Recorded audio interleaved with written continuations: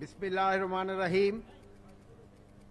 মহাপরিচালক, বাংলাদেশ আনসার ও গ্রাম প্রতিরক্ষা বাহিনী, আমন্ত্রিত অতিথি, বাহিনীর বিভিন্ন পদবীর কর্মকর্তা কর্মচারীবৃন্দ, প্রিন্ট ও ইলেকট্রনিক মিডিয়ার সাংবাদিকবৃন্দ এবং আজকের এই গৌরবোজ্জ্বল অনুষ্ঠানের কেন্দ্রবিন্দু 31তম বিসিএস আনসার কর্মকর্তা, উপজেলা আনসার ভিডিবি প্রশিক্ষক এবং প্রশিক্ষিকা, আনসার ব্যাটালিয়নের 26 ও 27তম ব্যাচের প্রিয় প্রশিক্ষণার্থীবৃন্দ, আসসালামু আলাইকুম। বক্তব্যের শুরুতে আমি মহান মুক্তিযুদ্ধে আত্মত্যাগকারী শহীদদের সশ্রদ্ধ চিত্তে স্মরণ করছি। এছাড়াও স্মরণ করছি 2024 সালের জুলাই আগস্ট গণ অভ্যুত্থানে নিহত শহীদদের।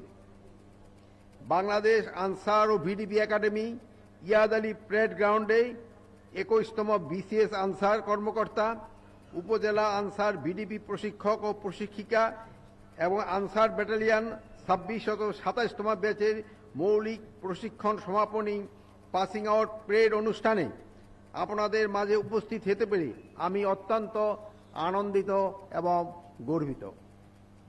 আজকের এই গৌরবোজ্জ্বল দিন নবীন কর্মকর্তা ও সদস্যদের পেশাগত জীবনের এক নতুন অধ্যায়ের সূচনার প্রতীক। সম্মানিত সুধী, বাংলাদেশ আনসার ও গ্রাম প্রতিরক্ষা বাহিনী এদেশের সর্ববৃহৎ শৃঙ্খলা ও গণপ্রতিরক্ষা বাহিনী। 1952 সালের গৌরবময় ভাষা আন্দোলন, 1971 সালে মহান মুক্তিযুদ্ধ, 24-এর অভ্যুত্থানে এই বাহিনী দেশের আইন শৃঙ্খলা রক্ষা ও জনগণের নিরাপত্তা নিশ্চিত করতে নিষ্ঠা ও সাহসিকতার সঙ্গে দায়িত্ব পালন করেছে।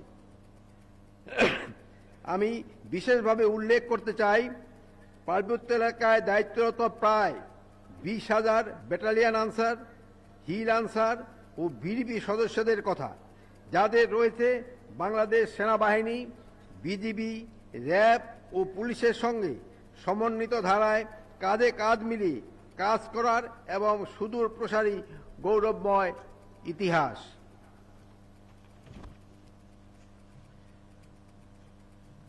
বর্তমান অন্তর্বর্তীকালীন সরকার কর্মকর্তা কর্মচারীদের কাজের জবাবদিহিতা নিশ্চিতের লক্ষ্যে আনসার সদর দপ্তর, একাডেমি, রেঞ্জ, জেলা ও ব্যাটালিয়ন সমূহে ডিজিটাল ব্যবস্থাপনার সংযোজন